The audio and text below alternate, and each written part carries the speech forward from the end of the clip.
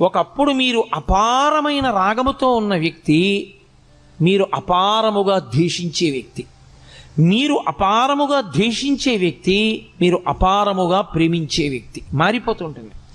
ఇప్పుడు రాగము ద్వేషము మారడానికి వ్యక్తియా కారణము, మనస్సా కారణము? ఏది తనకి అనుకూలమో అది జరగకపోవడం చేత ద్వేషం వచ్చింది, ఏది తనకి అనుకూలము కాదో అది జరగడం వల్ల ద్వేషం వచ్చింది. ఇప్పుడు ఈ రాగద్వేషములు రెండూ పోవడానికి అవిద్య పోవాలి.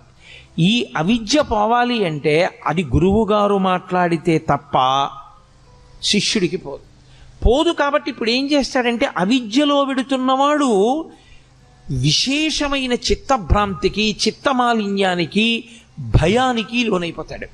ఈ భయానికి అంతుండదు. ఇంకా ఎంత భయంతోటో వెర్రిముర్రి ఆలోచనలు అన్నీ పెరిగిపోతుంటాయి.